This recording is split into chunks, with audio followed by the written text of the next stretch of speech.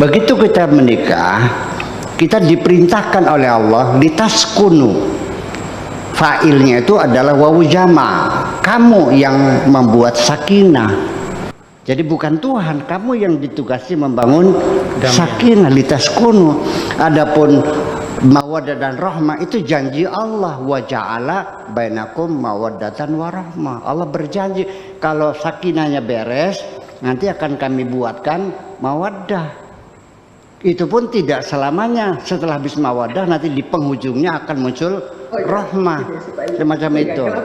Ya, jadi artinya sakinah ini apa? Adaptasi. Kita disuruh Allah untuk beradaptasi, adaptasi psikologis, adaptasi biologis, adaptasi sosialisasi, bermacam-macam adaptasi. Nah itu biasanya 6 bulan selesai lah. Kalau tidak ya sampai 6 bulan baru selesai. Muncul mawaddah. Dan mawaddah ini bukan cinta. Sebab dalam bahasa Arab itu ada al-wuddu. Kalau sebenarnya kita baru simpati saja, kita mengawuddu. Tapi kalau sudah pernah bercakap-cakap, pernah bertemu, makan bersama, sudah pegang tangannya, sudah ada kerinduannya, itu namanya al-ishqu. Kalau sudah tidur bareng namanya al-gharamu. Kalau sudah kawin namanya al-mawaddatu. Itu terminologinya berbeda-beda. Adapun al-hubbu itu umum, cinta umum, hubbul watan, cinta tanah air. Perkawinan di dalam Islam juga tidak hanya antara dua tubuh, melainkan antara dua jiwa. Sehingga surat Ar-Rum ayat 21 ini mesti difahami dengan hati-hati dan tidak dijadikan untuk kemaslahatan salah satu pihak. Karena ternyata surat Ar-Rum ayat 21 ini pemahamannya sangat mendalam sekali. Ada 3 kata kunci ini dalam ayat ini. Pertama adalah sakinah, ketenangan jiwa. Ketenangan jiwa karena kebutuhan fisik, intelektual, dan spiritual dipenuhi dengan baik. Tidak hanya makan, sandang, pangan, papan, tetapi juga kebutuhan untuk disayang, diperhatikan, dihargai, untuk bisa didengar pendapatnya, dan lain sebagainya. Lalu ada mawaddah. Jadi sakinah itu adalah tujuan perkawinan, sehingga nanti nyambung nih teman-teman sekalian, tujuan perkawinan itu adalah ketenangan jiwa. Sedangkan misi Islam adalah memberi petunjuk kepada manusia untuk bisa kembali kepada Allah sebagai jiwa-jiwa yang tenang. An-nafsul mutmainnah. Ya ayyatuhan nafsul mutmainnah irji'i ila rabbiki radiyatan mardiyah. Jadi ketenangan jiwa itu menjadi jiwa yang tenang ketika kembali kepada Allah, itu adalah bagian dari misi ajaran Islam.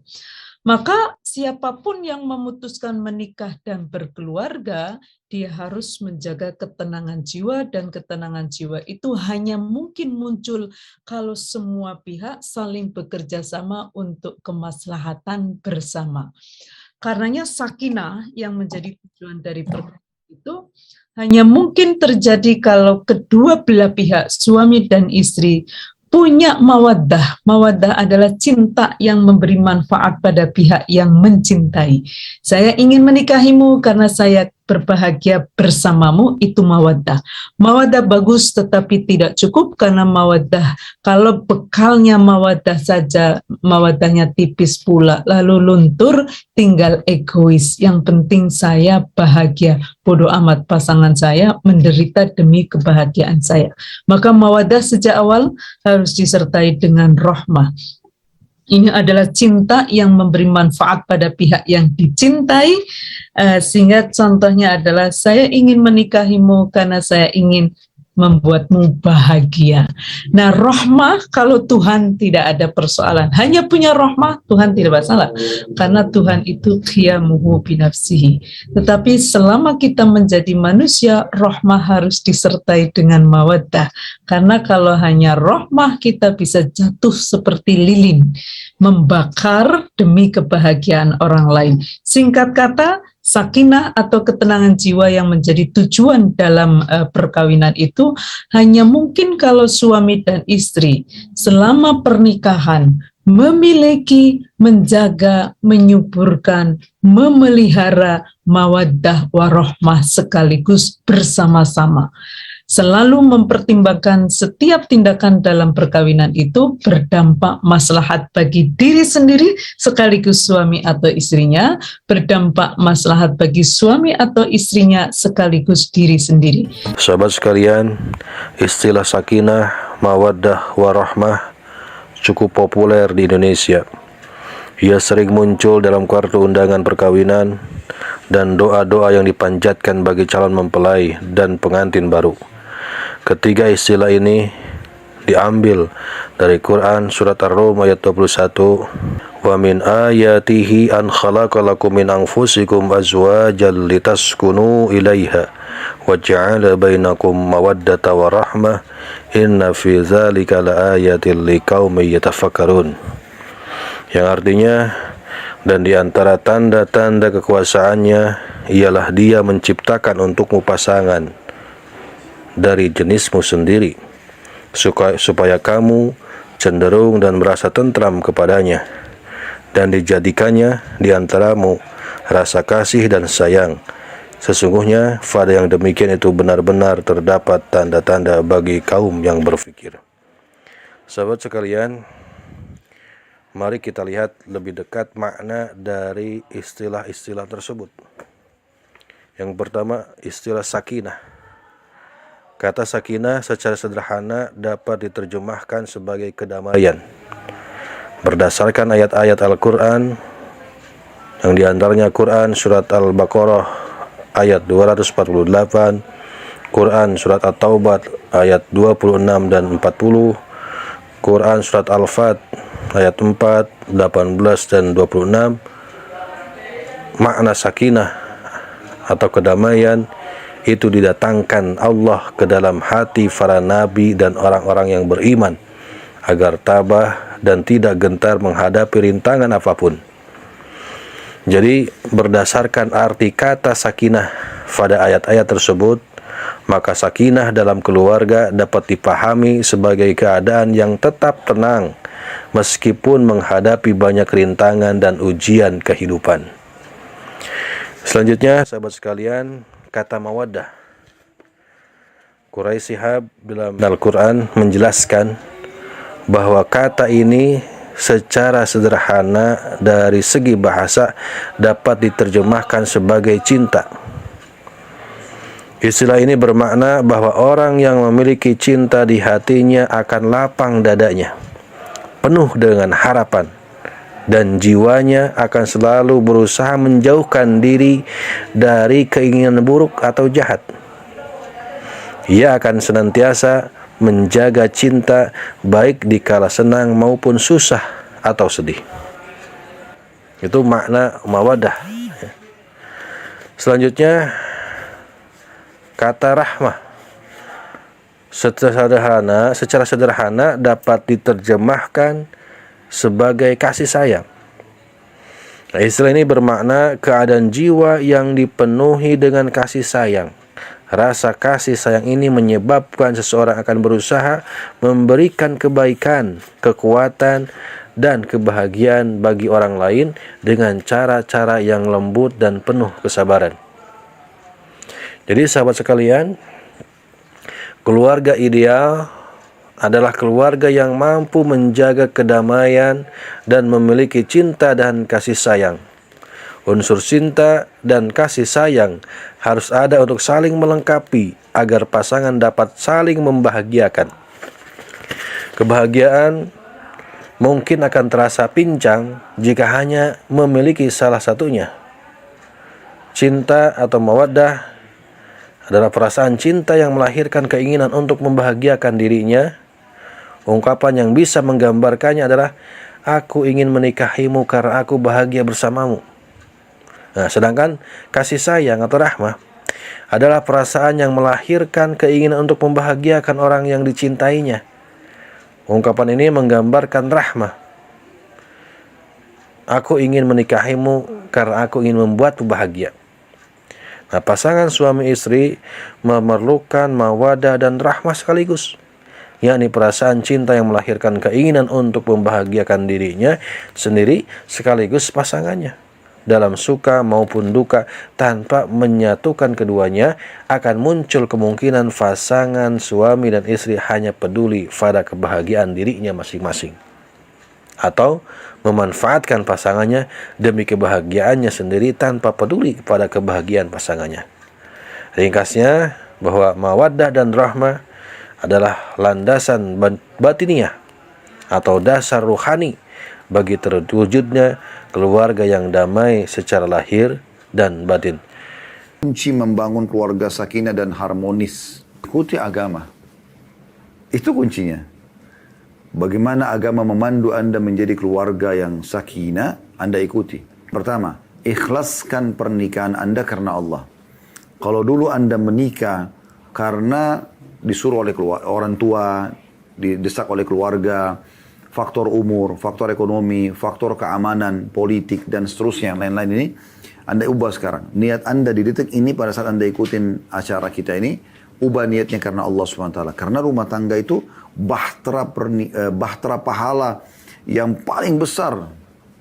Maksudnya pahalanya itu. Karena mulai dari akad nikah sampai Anda meninggal, pahala semuanya. Gitu kan? Ngobrol sama istri saja, memberikan sesuap makan saya sudah pahala. Kata Nabi SAW, bahkan sepotong makanan yang kau masukkan ke mulut istrimu adalah sedekah. Ya. Jadi semuanya pahala. Ikhlaskan karena Allah SWT. Itu kunci pertama. Ya. Kunci yang kedua, agar bisa harmonisnya, Anda menjalankan tugas dan kewajiban yang Allah bebankan sebagai suami. Muasyarah bil ma'ruf, ya, atau bermuamalah dengan cara santun dan baik. Sebagaimana Allah mengatakan dalam Al-Quran, A'udzubillahi minasyaitonir wa ashiruhunna bil ma'ruf. Gaulilah para istri itu dengan cara baik dan patun. Kata Ibnu Abbas, santun dalam biologis bersama mereka atau interaksi. Kemudian memberikan nafkah kebutuhan dasar, makanan, minuman, pakaian, tempat tinggal, transportasi semampu Anda. Kemudian yang ketiga, perlindungan. Ya, Anda lindungi dia. Dari bahaya-bahaya, ya. Bahkan kalau Anda terbunuh karena membela istri yang benar, ya, kayak ada perampok yang mau memerkosa atau merampok, Anda terbunuh maka Anda mati syahid, gitu kan. Kemudian memenuhi kebutuhan biologis istri, ya, harus peka melihat kalau istri sudah dandan, sudah rapi, ya kita nikmati saja. Kata Nabi SAW, wanita itu kalau kau nikmati, kau akan menikmatinya. Tapi kalau kau buat masalah, maka akan jadi masalah buat kamu, gitu kan. Ini kebutuhan. Kemudian juga kemudian yang ketiga, kuncinya adalah Anda berdoa kepada Allah Subhanahu wa taala, ya. Agar Allah SWT jadikan keluarga Anda keluarga yang bahagia. Doa yang masyhur dalam Al-Quran, Rabbana hablana min azwajina, ya Allah jadikanlah dari pasangan-pasangan kami, wa dzurriyyatina dan keturunan kami, qurrata ayun, penyejuk mata kami, waj'alna lil muttaqina imama, dan jadikanlah kami pemimpin orang-orang beriman. Jadi sering Anda ulangi itu. Kemudian yang keempat kuncinya, ya, Anda terapkan Islam dalam kehidupan Anda. Maksudnya dalam rumah itu adalah ibadah, ya. Anda hidupkan ibadah, Anda jauhi kemaksiatan, maka itu insya Allah akan secara otomatis itu, ya. Karena Anda sibukkan dengan ibadah, Anda ajak juga pasangan ibadah, maka itu sangat bagus. Seperti hadis tentang masalah sholat malam. Kata Nabi SAW, semoga Allah merahmati seseorang yang bangun di tengah malam, laki-laki, pada saat dia mau sholat, lalu dia bangunkan istrinya. Kalau istrinya nolak, dia percikan air di wajahnya. Dan semoga Allah merahmati istri yang kalau dia bangun tengah malam untuk sholat, dia bangunkan suaminya. Kalau suami nolak, maka dia percikan air, ya, di wajahnya. Seperti itu. Ya, untuk bangun sholat bersama. Dalam hadis lain, tidak ada seorang suami yang membangunkan istrinya sholat malam, kemudian istrinya bangun, lalu keduanya sholat bersama, ya, kecuali mereka akan dicatat sebagai orang yang banyak berzikir kepada Allah. Jadi banyak keutamaannya, gitu kan. Nah ini Anda hidupkan Islam. Anda biasa ucapkan salam, pakai busana muslim. Di rumah itu yang hidup adalah majelis-majelis ilmu, bukan musik-musik, ya, kan pelanggaran-pelanggaran agama. Rumah Anda jaga dari pelanggaran-pelanggaran agama seperti jangan ada patung, jangan ada anjing. Itu insya Allah akan sangat membantu rumah tangga Anda untuk, ya, sakinah dengan izin Allah SWT. Baik, ini kurang lebih gambarannya. 4 pilar yang harus kita cermati sebagai tiang atau sebagai pondasi dalam rangka bagaimana kita menggapai keluarga sakinah, mawaddah, warahmah. Pertama, kita harus menyadari betul bahwa ketika kita telah menikah, maka kita bukan sendiri lagi. Kita sudah berpasangan. Ya, dalam bahasa fikih munakahatnya itu disebut sebagai zawaj. Ya, kita sudah berpasangan. Maka keberpasangan ini harus kita sadari betul bahwa apapun yang kita lakukan adalah dalam konteks kebersamaan. Apapun yang kita lakukan ini dalam konteks kepentingan bersama. Ya, baik kepentingan suami maupun kepentingan istri. Bahkan mungkin kalau nanti sudah mempunyai keturunan, apa yang kita lakukan itu baik oleh istri maupun suami itu tidak boleh lari dari konteks keluarga itu. Jadi kepentingan keluarga itulah yang harus kita nomor satukan. Yang kedua, teman-teman, pilar yang kedua ini adalah yang biasa kita sebut dalam acara pernikahan itu disebut sebagai perjanjian yang agung. Jadi begitu nikah, sesungguhnya kita ini adalah telah membuat sebuah kesepakatan atau sebuah komitmen untuk menjalani kehidupan ini secara bersama. Makanya disebut sebagai mitsaqan ghalidha.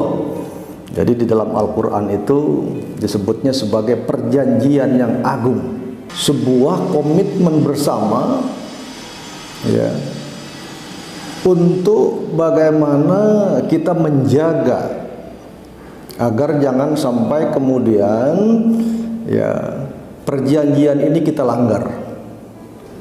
Jadi membutuhkan kekuatan bersama, membutuhkan ikhtiar bersama antara suami dan istri ini untuk menjaga komitmen ini, untuk menjaga perjanjian ini. Karena apa? Karena Allah saja menyebutnya sebagai mitsaq. Ya. Padahal dalam transaksi-transaksi lain ya ada yang disebut sebagai wa'ada. Ya, itu juga bisa diterjemahkan sebagai perjanjian, wa'ad, itu perjanjian. Perjanjian ini bukan saja harus dipegang oleh suami, ya, bukan saja perjanjian ini harus dipegang erat oleh istri, tetapi memang dua-duanya harus memegang secara kukuh. Ya. Tetapi memang dua-duanya harus memegang perjanjian ini secara kokoh, secara kuat. Karena ada juga ahli tafsir yang mengatakan bahwa kata mitsaq ini adalah mempunyai makna musyarakah bainal isnain. Jadi antara suami istri ini adalah memegang perjanjian ini dalam pengertian kehidupan bersama. Jadi adanya kebersamaan untuk mempertahankan perjanjian ini jangan sampai dilanggar. Jadi kalau memakai bahasa akad atau dengan memakai bahasa wa'ad, ya, ini konteksnya biasanya perjanjian yang biasa. Tetapi dengan kata mitsaq, maka perjanjian ini bukan sembarang perjanjian, teman-teman, tetapi adalah perjanjian merupakan sebuah komitmen antara dua hamba Allah dan juga komitmen antara dua hamba Allah dengan Allah Subhanahu wa taala. Di sini luar biasa. Maka dengan kata mitsaq ini yang disebut sebagai perjanjian yang kuat ini adalah adanya kebersamaan di antara suami istri untuk sama-sama memegang teguh komitmen ini, sehingga apa yang disebut sebagai keluarga yang sakinah, mawaddah warahmah itu dapat terrealisasi dan juga mendapatkan keturunan yang juga keturunan yang soleh dan solehah, dan juga keluarganya tentu akan bermanfaat untuk masyarakat dan bangsa. Prinsip yang ketiga atau pilar yang ketiga adalah muasyarah bil ma'ruf. Jadi teman-teman, kita ini setelah menyadari adanya kebersamaan antara suami istri ini, ya, kita harus mempunyai sikap toleransi di antara sesama kita suami dan istri ini. Ya, memang dalam pemahaman ya yang lazim kita pahami bahwa muasyarah bil ma'ruf ini ya seolah-olah bahwa yang diperintahkan untuk mempergauli ya pasangan kita itu adalah suami. Ya. Jadi yang diperintahkan untuk melakukan atau mempergauli pasangannya itu dengan baik itu adalah suami kepada istrinya. Tapi sesungguhnya ya muasyarah itu adalah di situ mempunyai makna kebersamaan, pertemanan.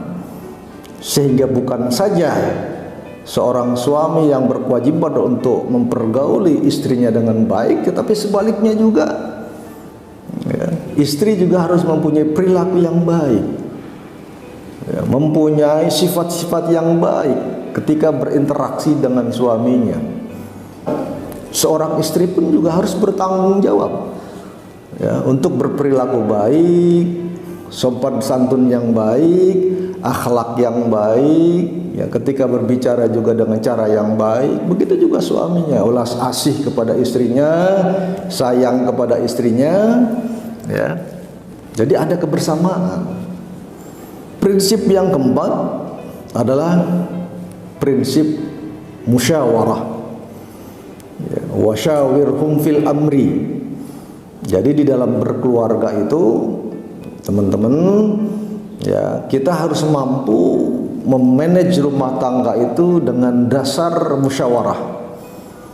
Karena tidak ada satu orang pun yang berhak untuk ya berbuat anarkis ya, tidak berhak untuk melakukan menang sendiri atau mempunyai perasaan menang sendiri.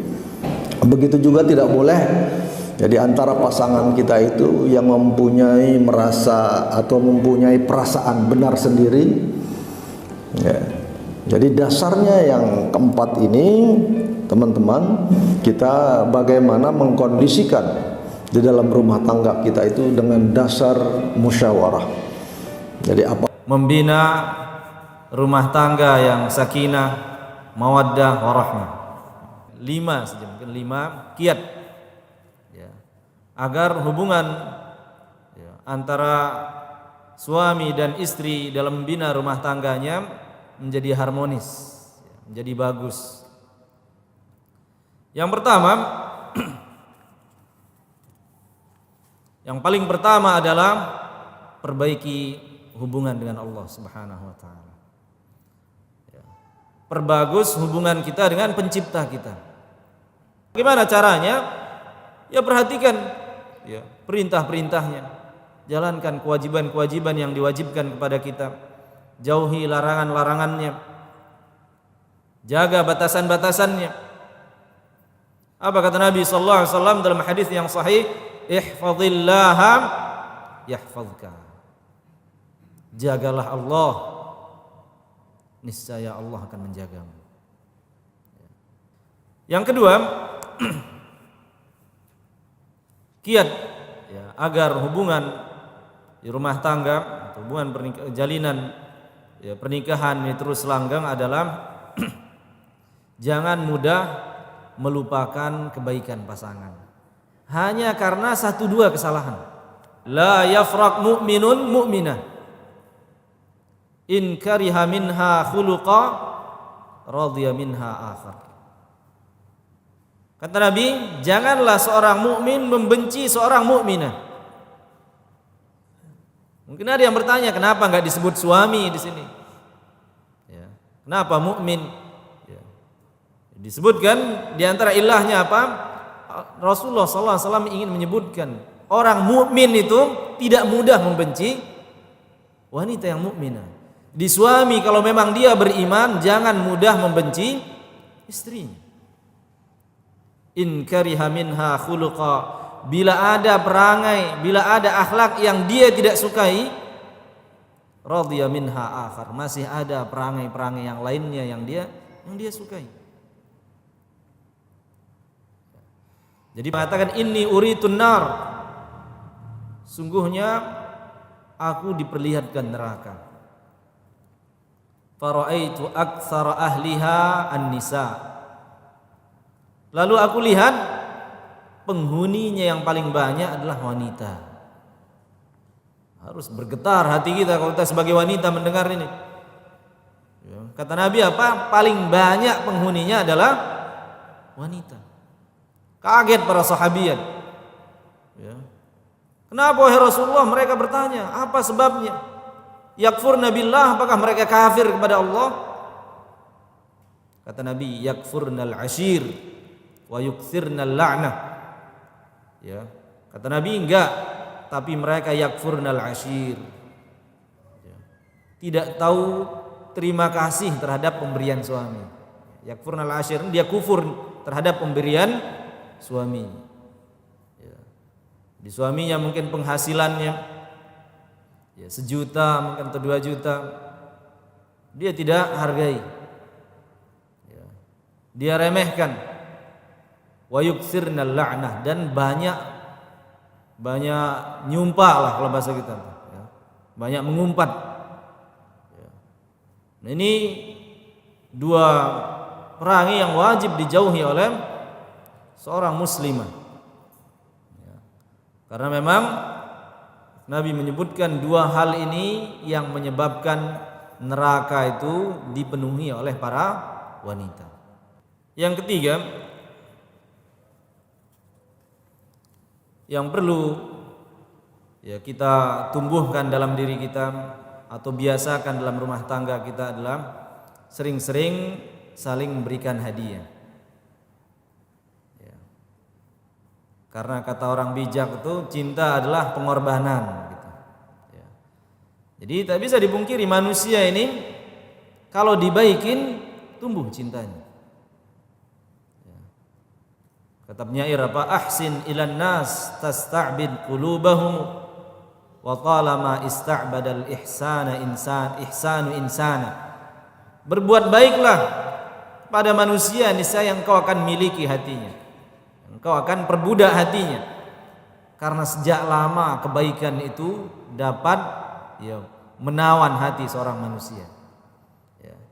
Jadi kalau memiliki kemampuan, apa salahnya dia membelikan hadiah untuk istrinya?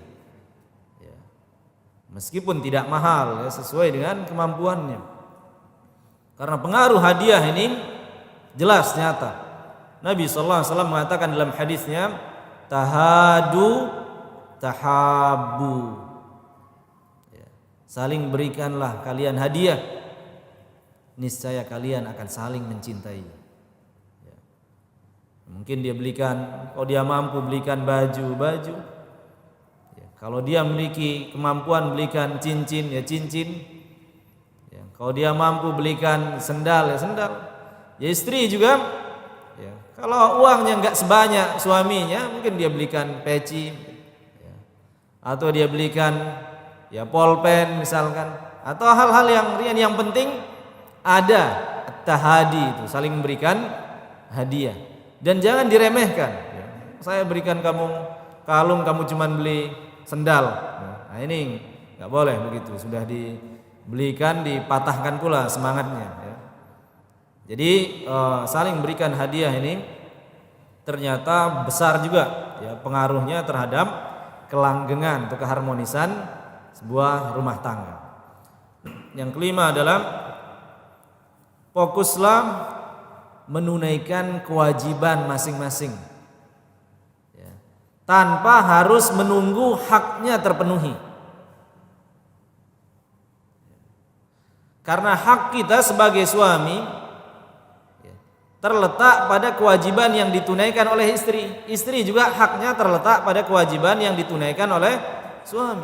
Artinya apa? Kalau dua-duanya fokus menjalankan kewajibannya, berarti hak kedua-duanya pasti terpenuhi. Yang ada sekarang apa? Sistem balas dendam itu. Dia nggak melakukan kewajibannya, saya juga nggak mau melakukan. Nah ini membalas kezaliman dengan kezaliman. Jangan kira kewajiban kita itu tidak akan dituntut ya. Gara-gara orang tidak menunaikan kewajibannya. Kita masing-masing punya kewajiban dan masing-masing akan dimintai pertanggungjawaban ya. Jadi jangan kita hanya menunggu hak saja ya. Kamu kapan ini saya, kamu kapan begini, kamu kapan ya. Sementara kewajiban dia tidak dia perhatikan. Semulia-mulia orang beriman, sesempurna-sempurna imannya orang beriman adalah yang terbaik akhlaknya. Dan lihat selanjutnya, wa khiyarukum, dan yang terbaik di antara kalian. Nah, kita ini para suami atau para calon suami, ya. Kita kata Nabi yang terbaik di antara kalian adalah yang terbaik terhadap istrinya. Dia mencakup ucapan harus bagus. Ya, usahakan bagus. Mencakup perlakuan juga. Enggak ada istilah kekerasan dalam ya kamus rumah tangga Islami itu enggak ada. Yo, dijagur misalkan mukanya atau dipukul wajahnya, enggak ada itu. Ya, atau dicekek sampai enggak ada. Dalam Islam itu ya suami dituntut berperilaku bagus terhadap istrinya, baik dalam ucapan maupun dalam perbuatan. Dan ingat, yang pertama kali yang paling berhak untuk menikmati indahnya tutur kata kita, bagusnya perilaku kita adalah orang terdekat, termasuk istri. Karena kenyataannya banyak orang-orang sama kawannya sopan luar biasa, apalagi sama atasannya sampai nunduk-nunduk ya. Sopan luar biasa, berusaha senyum, tapi kalau sama istrinya galak luar biasa. Jadi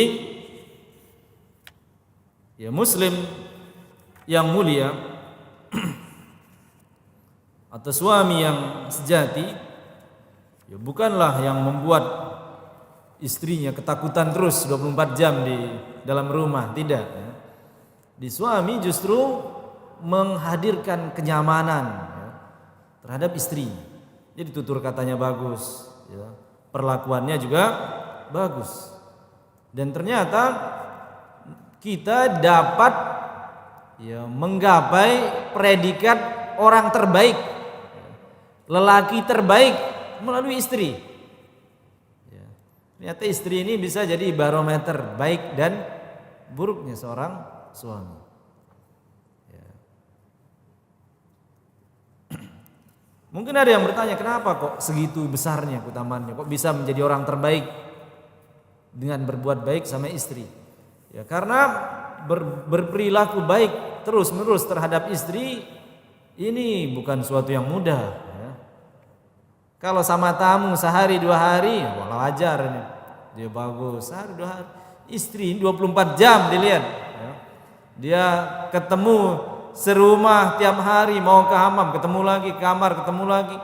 Ya, kalau dia mampu meskipun seringnya dia bertemu tetap tidak membuat dia jenuh, bertutur kata bagus, berarti ini bukan orang biasa, bukan orang biasa itu. Ya. Dan kita mungkin berkaca pada diri kita lah, ya, pada masing-masing suami. Ya. Mampukah kita mengamalkan ini? Makanya predikat orang terbaik masalahnya ini. Ya. Menunjukkan juga ini perkara yang besar. Ya. Banyak orang yang melalaikannya. Dan yang kita sebutkan contohnya tadi banyak itu. Yang galak luar biasa, kasar luar biasa terhadap istrinya, namun luar biasa ramahnya kepada orang di luar sana. Ini adalah kezaliman. Fa ikramul mar'ati dalilu syakhsiyatil mutakamilah. Jadi memuliakan istri itu merupakan ciri lelaki yang sejati. Wa ihanatuha alamatun 'alal khissati wal lu'mi. Sebaliknya, suami yang menghinakan, merendahkan, menyengsarakan istrinya itu ciri lelaki yang hina, lelaki rendahan. dikit-dikit nyumpah misalnya, marah, dikit-dikit tampar, dikit-dikit tendang. Nah, ini bukanlah lelaki yang mulia. Wa min haqqil mar'ati 'ala ar-rajul ay yasbir 'ala adzaha. Di antara hak istri atas suaminya adalah hendaklah suami bersabar menghadapi gangguan istrinya. Jadi suami bukan hanya menjadi pahlawan melindungi istrinya, dia dituntut juga kuat menangkis gangguan dari istrinya. Jangan kira wanita atau gadis manis tersenyum yang sering antum lihat sebelum menikah nggak pandai marah. Bisa dia marah itu. Dan nanti antum lihat dia marah ketika sudah menikah Dan jangan kaget. Jangan langsung ternyata kamu bisa marah kalau kita bercerai. Nah, ini nggak benar ini. Makanya kata beliau, di antara hak istri atas suaminya adalah hendaklah suami bersabar menghadapi gangguan dari siapa? Dari istri. Kadang istri menjengkelkan. Ada saatnya dia membuat jengkel suaminya. Jangan dikira dia senyum sepanjang masa. Seperti yang orang bilang itu ibarat orang yang tinggal di sebuah daerah dengan 4 musim. Ada musim panasnya, ada musim dingin, ada musim gugur, ada musim semi. Jadi kita harus menyiapkan sikap lah tatkala sama-sama senang nikmati. Dia tatkala datang godaan datang gangguan dari ucapannya, dari perilakunya, kita bersabar. Makanya kata Nabi sallallahu alaihi wasallam seperti hadis yang kita bacakan tadi riwayat Imam Muslim, la yafraq mu'minun mu'minah in kariha minha khuluqa radiya minha akhar. Jadi janganlah seorang mukmin mudah membenci istrinya. Bila dia dapati perangai yang buruk, maka ada perangai yang terpuji yang lainnya. Dan Nabi juga bersabda istausu bin nisa'i khaira fa innahunna khuliqna min dila'in. Hendaklah kalian berwasiat atau menasehati wanita itu dengan baik, karena mereka tercipta dari tulang rusuk. Wa inna a'waja ma fid dila' a'lahu, dan tulang rusuk yang paling bengkok adalah yang paling atas. Fa in dhahabta tuqimuhu kasartahu, kalau engkau paksakan cara menasehatinya keras seperti dipaksakan lurus, patah dia. Patah artinya kalau dia paksakan harus sesuai dengan inginnya, bisa bercerai dia, karena memang nggak bisa. Wa in taraktahu lam yazal a'waj. Tapi sebaliknya kalau dia nggak mau nasihati, biar sudah, ini semakin bengkoknya. Fastausu bin nisa'i khaira. Maka wasiatilah mereka atau nasihatilah mereka dengan cara yang baik. Jadi intinya memaksakan wanita harus lurus sempurna ini mustahil. Jadi nikmatilah dia dengan kebengkokannya. Jadi kita dituntut untuk berusaha bahagia meskipun ada bengkok-bengkoknya. Karena kalau kita paksa dia harus lurus total, nggak bisa itu. Ini Nabi yang nggak bisa. Jadi mesti akan ada bengkok-bengkoknya. Makanya qala ba'dus salaf, sebagian ulama salaf mengatakan, i'lam annahu laisa husnul khuluq ma'al mar'ah kafful adza anha. Ketahuilah, bukanlah akhlak yang baik terhadap istri itu hanya melindunginya dari gangguan, bal tahammulul adza minha, akan tapi tahan coba dari gangguannya, menahan, bersabar atas gangguannya. Wal hilm ala taishiha wa ghadabiha, bersabar menghadapi tingkah polahnya dan amarahnya. Iqtidaan bi Rasulillah sallallahu alaihi wasallam, sebagai bentuk ittiba kita terhadap Rasulullah sallallahu alaihi wasallam. Wal mar'atul kayyisah al fatinah hiya allati tu'azzimu ma 'azzama Allah wa rasuluh. Ini penting. Jadi wanita muslimah yang cerdas, kata beliau, adalah yang mengagungkan apa yang diagungkan oleh Allah dan Rasulnya. Jadi Allah memandang besar hak suami, maka jangan istri memandangnya kecil. Kalau syariat memandangnya besar, maka istri juga harus memandangnya sebagai sesuatu yang besar. Maka hendaklah seorang istri berusaha patuh dan taat terhadap suaminya, karena itu salah satu jalan menuju surganya. Ya. Gampang kan? Gampang. Tapi tak semua perempuan memampuinya patuh dan taat terhadap suami ini. Makanya Nabi SAW mengatakan, mungkin hadis ini sering kita dengar dalam nasihat-nasihat pernikahan. Nabi bersabda, "Idza shallatil mar'atu khamsaha."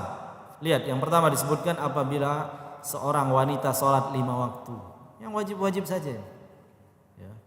Andaikan dia sholat yang wajib-wajib saja, wa shamat syahraha, puasa Ramadan nih, yang wajib saja. Wa hafizat farjaha, dan dia jaga kemaluannya, dia jaga kesuciannya. Wa ata'at zaujaha. Lihat, disandingkan dengan amalan salat, disandingkan dengan puasa, ya. Apa yang disandingkan? Ketaatan kepada suami. Menunjukkan ini berarti levelnya tinggi taat sama suami ini. Apa ganjarannya? Qila laha dkhulil jannata min ayyi abwabiha syi'ti. Akan dikatakan kepadanya, masuklah kamu ke surga melalui pintu mana saja yang kamu mau. Lihat, sholat 5 waktu, puasa bulan Ramadan, taat kepada suami. Jadi kalau diperintah harus wajib ditaati selama tidak bertentangan dengan perintah Allah. Ya.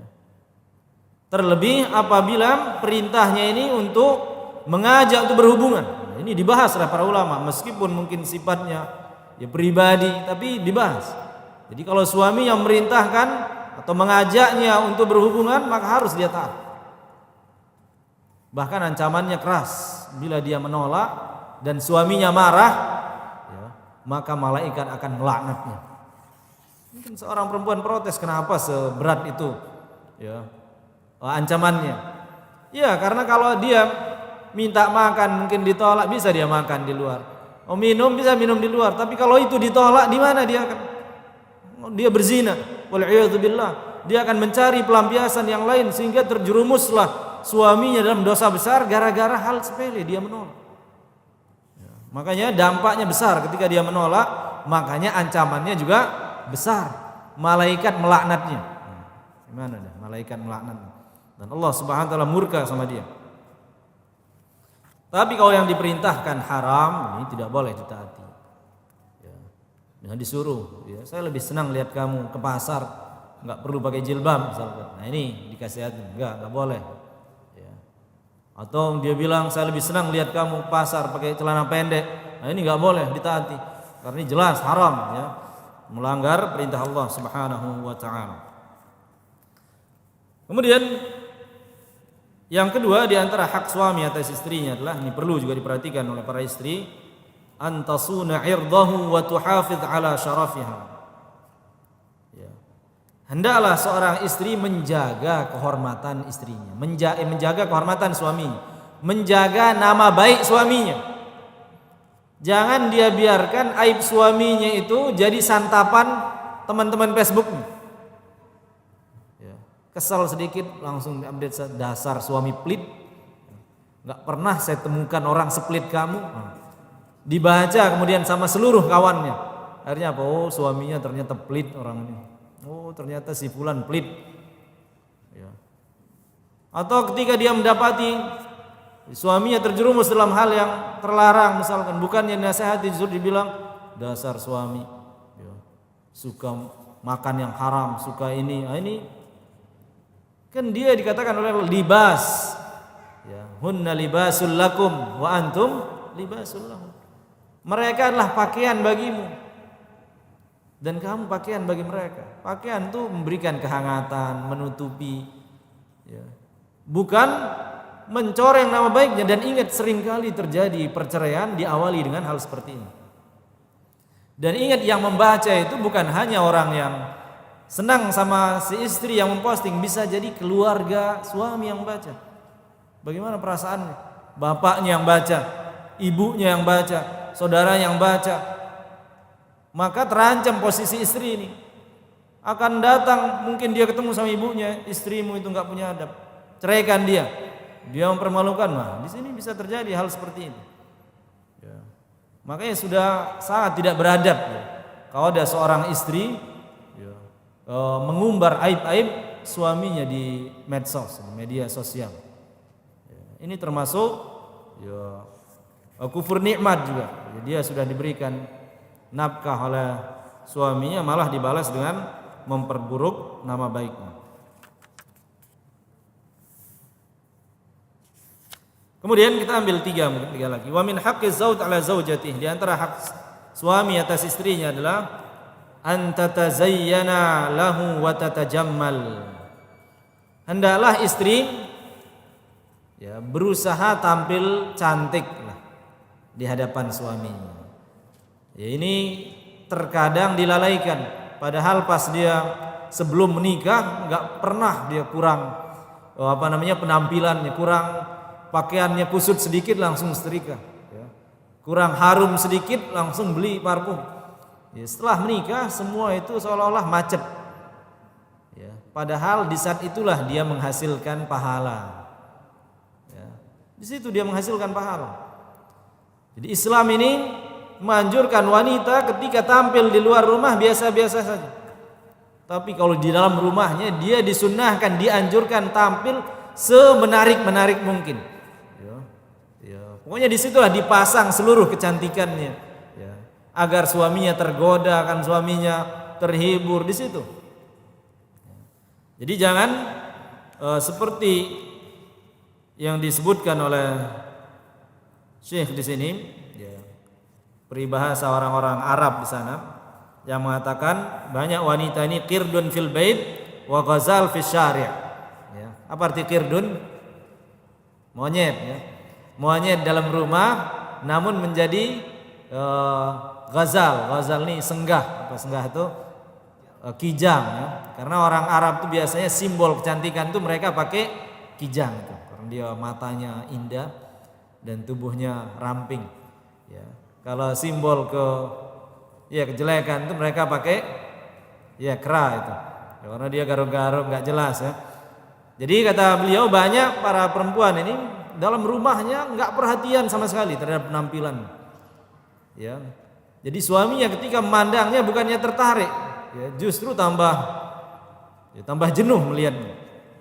Tapi pas dia keluar, masya Allah, ya, dicari baju yang keselit-keselit itu, yang baju-baju andalannya itu dicari, ya, biar tampil indah di mata siapa? Di mata orang-orang yang dia tidak pernah berpahala ketika dilihat. Justru dia dapat dosa, bisa jadi. Kalau dia merah bibirnya, kemudian transparan bajunya, di luar dia pakai, ya, pas di rumahnya dia pakai daster-daster yang bolong-bolong, ya. Kemudian juga rambutnya acak-acakan, ya, wajarlah dia mencari terus wanita yang lain. Mungkin itu sebab dia selingkuh, ya. Karena tidak pernah diperhatikan. Itu juga kebutuhan suami, ya, butuh diperhatikan, dan suami juga ya dikasih modal, ya. Jangan hanya menuntut namun tidak didukung juga, ya. Makanya kata beliau di sini Nabi SAW dalam hadisnya mengatakan khairun nisa man tasurruka idza absarta. Jadi sebaik-baik wanita adalah yang menyenangkan apabila engkau melihatnya. Wa tuti'uka idza amarta, patuh kalau disuruh. Wa tahfadha ghaibataka fi nafsiha wa malaha. Kalau ditinggal dia pandai menjaga dirinya dan hartanya. Ini ciri wanita penghuni surga ini, ya. Bila dipandang menyenangkan, ya. Bila disuruh patuh, dan bila ditinggal tidak selingkuh, ya. Bisa dia jaga dirinya, ya. Ini bukan perkara yang mustahil sekarang selingkuh. Betapa banyak orang yang merantau meninggalkan istrinya, kemudian istrinya ya bahkan berzina dengan tetangganya dan berzina dengan kawannya. Kemudian kita ambil mungkin dua yang terakhir, ya, atau mungkin ini yang terakhir saja. Di antara hak suami atas istrinya adalah alla tamunna alaih bima anfaqat min maliha fi baitiha wa ala iyaliha. Janganlah dia suka mengungkit pemberiannya terhadap suami, Ya, kadangkala ada istri yang kaya, mungkin punya uang. Ya, sesekali dia beli beras mungkin pakai uangnya. Mungkin sesekali dia beli lauk pakai uangnya. Ya, maka nggak boleh dia ungkit-ungkit. Kamu suami nggak becus. Kemarin kamu makan pakai uang saya. Nah ini ya, tidak dibenarkan. Ya. Fa innal manna yubtilul ajra was thawab. Karena dengan dia mengungkitnya hilang sudah. Uang hilang, pahala hilang. Dan dia mengungkitnya itu pahala hilang, uang juga hilang. Tapi kalau dia tidak mengungkitnya dan ikhlas, maka uang yang hilang itu berbuah pahala di sisi Allah Subhanahu wa taala. Lebih besar lagi nilainya.